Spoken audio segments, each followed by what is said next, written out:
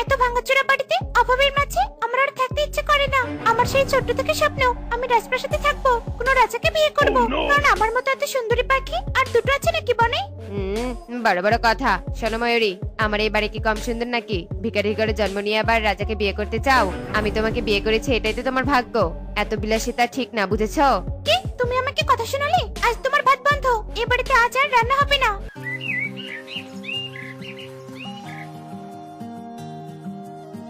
কি টুনি, তুমি এখানে বসে সাজগোজ করছো? আমাকে খাবার দিবে না নাকি? হ্যাঁ, আমাকে তো আবার কাজে যেতে হবে। আর তুমি এত সাজগোজের জিনিসপত্র কোথায় পেলে? কোথায় আবার পেয়েছি? তোমার জমানো টাকা থেকে কাল জিনিসপত্র কিনে এনেছি। সুন্দর লাগছে না আমাকে দেখতে?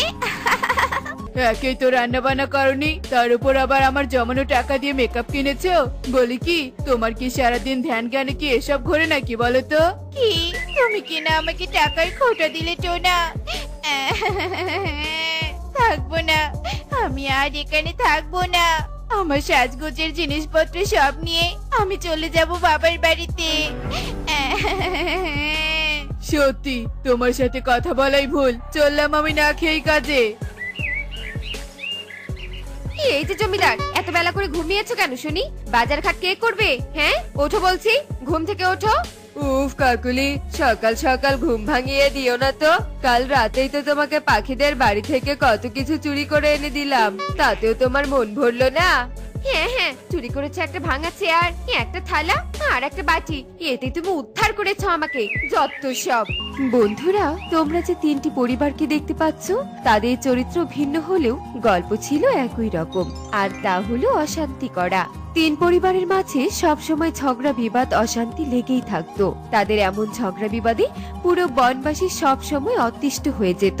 এই সব কিছু সব থেকে বেশি সহ্য করত তাদের বাড়ির পাশের আম গাছে থাকা এক পেতনি। পেতনিকে সবাই দেখতে না পেলেও পেতনি সবাইকে দেখতে পেত। মরণ, আগে জানতাম মানুষগুলো সব সময় ঝগড়া বিবাদ করে, কিন্তু এখন দেখছি এই পাখিগুলো কম না। উফ বাবা, এদের ঝগড়া বিবাদে একটু শান্তি মতো ঘুমাতেও পারি না, দিল আমার ঘুমটা ভাঙিয়ে। পেতনি তিন পরিবারের মাঝে ঝগড়া দেখে একদম অতিষ্ঠ হয়ে গিয়েছিল। কি এভাবে একটু থালা বাসন কিভাবে রেখেছে?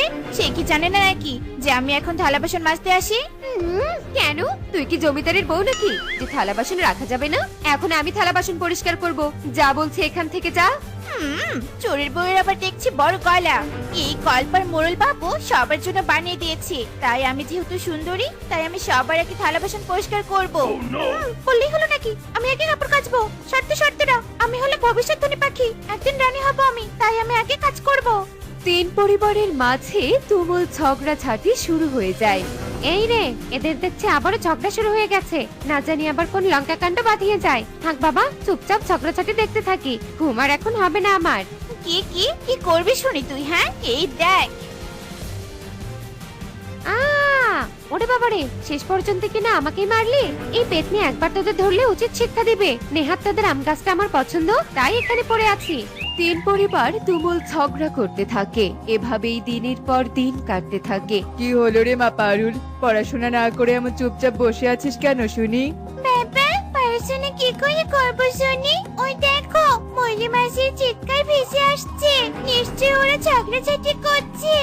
উফ, তোকে ওসব শুনতে হবে না, তুই মনোযোগ দিয়ে পড়তে থাক। সত্যি এই তিন পরিবারকে যে কেন মোড়ল বাবু বন থেকে তাড়িয়ে দেয় না কে জানে। এদের জন্য শান্তিতে কোনো কিছুই করতে পারি না। উফ বাবা। শোনো টোনা, আমার এই হারটা পছন্দ হয়েছে, তুমি আমাকে কিনে দিবে কিনা বলো? তুমি যদি আমাকে গলার হার কিনে না দাও তাহলে আমি বাড়িঘর বিক্রি করে হার বানাবো, এই বলে দিলাম।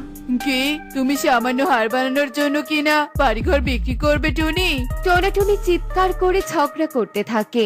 সেখানে কাকুলি চলে আসে। উফ টোনাটুনি, তোরা কি একটু আস্তে কথা বলতে পারিস না নাকি? এত সকাল সকাল ঘুম ভাঙিয়ে দিচ্ছিস। কালু একটু ঘুমিয়েছে, জানিস না নাকি? এখন বেলা 12টা বাজে আর তুই কিনা বলছিস সকাল? কালু যে সারা রাত চুরি করেছে এটা কি আমি জানি না নাকি? হ্যাঁ, সারা রাত চুরি করে এখন এসেছে আমাদের বাক স্বাধীনতাকে হরণ করতে। চোরের বউ কোথাকার। হ্যাঁ শোন, কথায় কথায় একদম চোরের বউ বলবি না, বলে দিলাম। তা চোরের বউকে চোরের বউ বলবো না তো কি বলবো শুনি? মোড়লের বউ বলবো? তোদের কিছু বলতে হবে না, তোদের মতো প্রতিবেশীর এমন চিৎকার চেঁচামেচি আর ভালো লাগে না। আমি একটু বাড়ি বানানোর জন্য ইট সিমেন্ট বালুর হিসেব করছিলাম। তোদের জন্য হিসেব করতে পারছি না। কেন যে তোদের সাথে বাড়ি বানিয়েছিলাম। ধুর ধুর, থামবি তোরা। ইট সিমেন্টের হিসেব করছে, তা কত টাকা জমিয়েছিস শুনি? 500 টাকা জমিয়েছে। 500 টাকা দিয়ে বাড়ি? টনি আর কাকুলি ভীষণ হাসতে থাকে, আর হাসার কারণে তাদের মাঝে আবারও ঝগড়া বেঁধে যায়। উফ বাবা, এই 3 পরিবার মনে হয় কোনোদিনও ঠিক হবে না। এবার এদের একটা উচিত শিক্ষা দিতেই হবে। অনেক সুযোগ দিয়েছি, আর না। ওরে বাবারে, পেতনি। হ্যাঁ রে হ্যাঁ, আমি অনেক জ্বালাতন করেছি সবাইকে। এবার দেখ। পেতনি 3 পরিবারের সবাইকে জাদু করে খাঁচায় বন্দি করে আর সবাইকে একটি গুহায় নিয়ে যায়। এবার থাক সবাই এই গুহায় বন্দি হয়ে। খুব ঝগড়াঝাটি করার শখ তোদের, তাই না? এবার এখানে সারাদিন ঝগড়া কর, তোদের চিৎকার চেঁচামেচি কেউ শুনবে না। আমিও শান্তিমতো ঘুমাতে পারবো। পেতনি, আমাদের ছেড়ে দাও, ছেড়ে দাও আমাদের। আমরা আর কখনো ঝগড়া করব না। পাখিরা ভীষণ কাঁদতে থাকে, কিন্তু পেতনি কোনো কথা না শুনে সেখান থেকে চলে যায়। সব হয়েছে তোমাদের জন্য। খুব ঝগড়া করার শখ, তাই না? ডাইনি তো ফল দিয়ে গেছে, এবার এগুলো খেয়ে বন্দি থাকো। দাদা, এবার না ফল নিয়ে এদের মাঝে ঝগড়া শুরু হয়।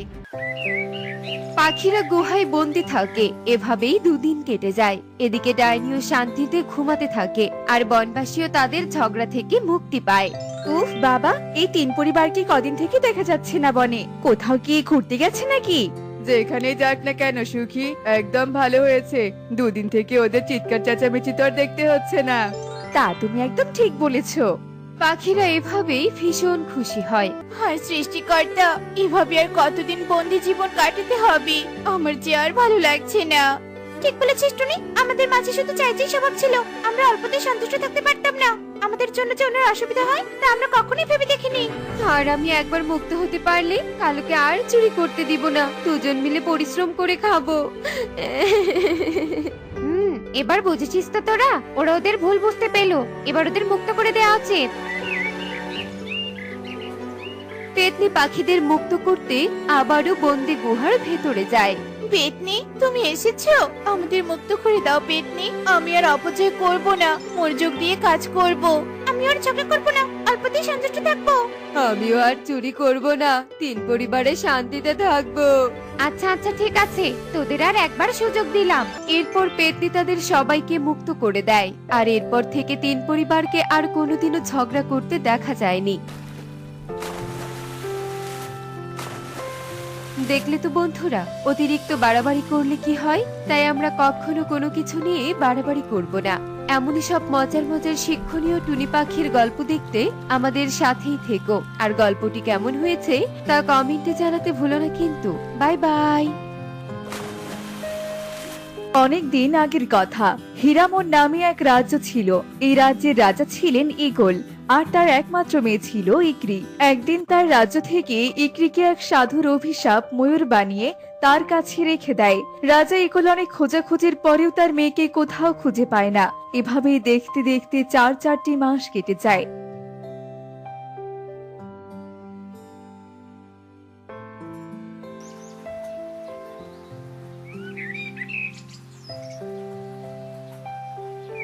একদিন, কি মন্ত্রী, তুমি এমন চুপ করে দাঁড়িয়ে কি ভাবছো?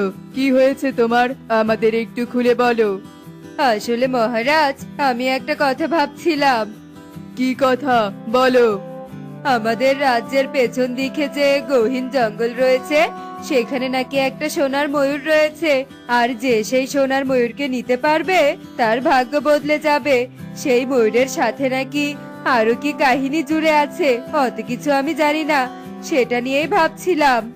কি বলছো কি তুমি এসব মন্ত্রী? সত্যি নাকি? হ্যাঁ মহারাজ, সত্যি। এমনকি এমনটাও শোনা যায়, সেই সোনার ময়ূর নাকি এক মেয়ে। কোনো এক অভিশাপে সে এখন সোনার ময়ূর হয়ে আছে। এই ময়ূর, বল তুই আমাকে সেই জাদুই লাল টালে মেনে দিবি কিনা, বল। না, কখনো না। আমাকে তুমি যা ইচ্ছে করো, কিন্তু আমি এই জাদুই লাল টালে তোমাকে কখনোই এনে দেব না।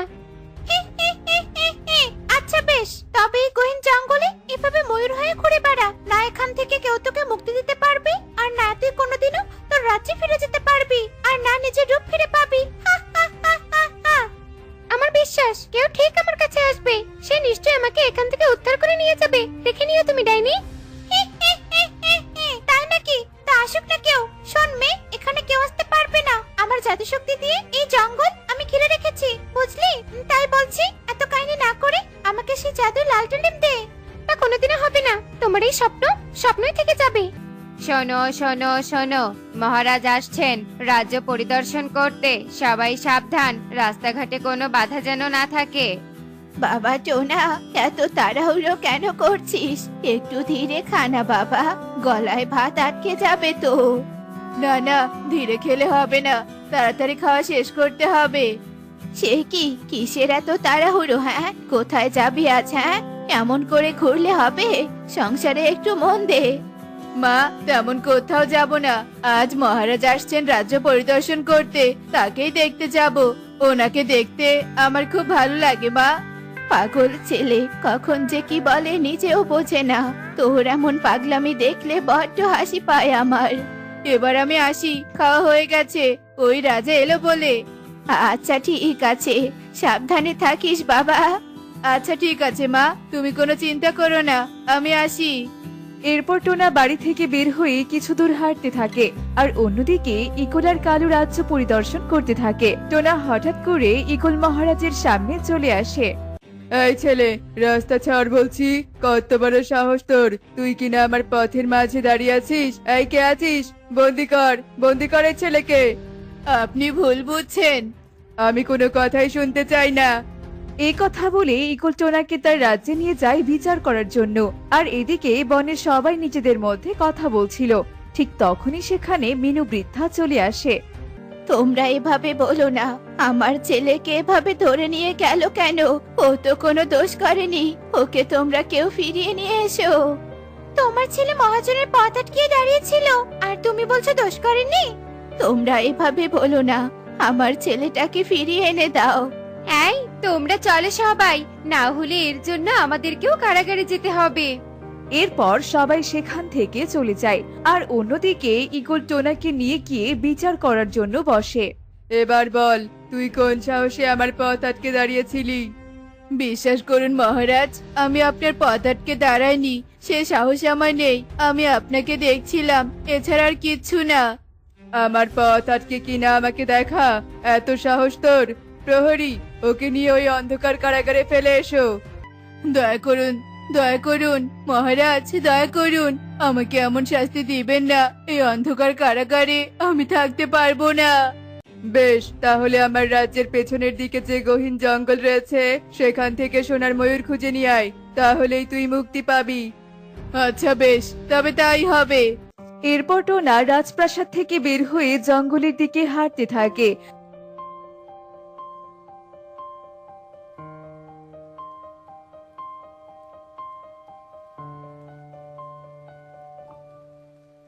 আর হাঁটতে হাঁটতে সে বলে, সেই কখন থেকে হাঁটছি, কিন্তু এখনো জঙ্গলে পৌঁছতে পারলাম না।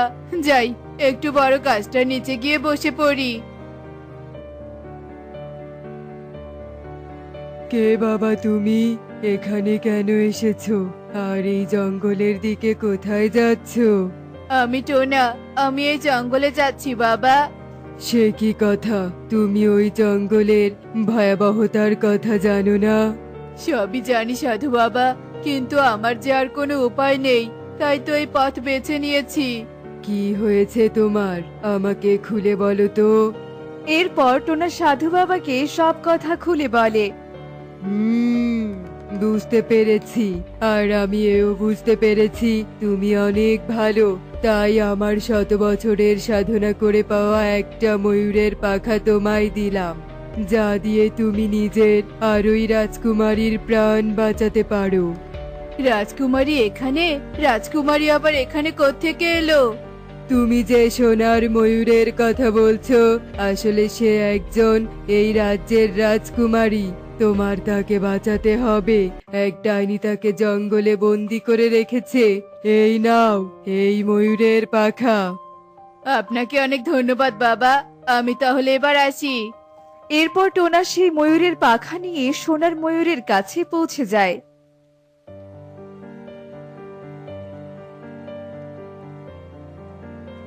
চিন্তা করো না রাজকুমারী, আমি চলে এসেছি, তোমার আর কোনো ভয় নেই।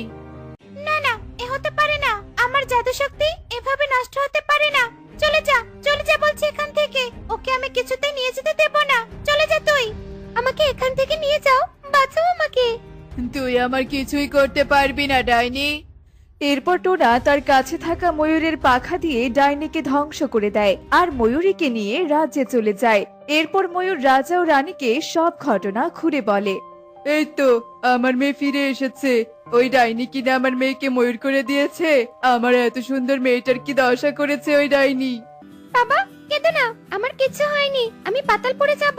সেখানে আমার লাল টালিম রাখা আছে। সেটা স্পর্শ করলে আমি আবার আগের মতো হয়ে যাব। কিন্তু সেখানে তুই ময়ূর হয়ে কি করবি বলতো? ওটা নিতে তো পাখি লাগবে। আচ্ছা ঠিক আছে, আমি যাব। বেশ তবে যাও। এরপর টোনা আর ময়ূর মিলে পাতালপুরীতে যায় আর গিয়ে দেখতে পায় সেই লাল টালিম আর ময়ূরের পাখা। টোনা সেই লাল টালিমটা নিয়ে আসে আর ইকরি পাখি রূপে ফিরে আসে আর রাজা খুশি হয়ে টোনাকে অনেক স্বর্ণমুদ্রা উপহার দেয়। এমনই সব মজার মজার শিক্ষণীয় টুনি পাখির গল্প পেতে আমাদের সাথেই থেকো। আর আমাদের আজকের এই গল্পটি তোমাদের কাছে কেমন লেগেছে তা কমেন্টসে জানাতে ভুলো না কিন্তু।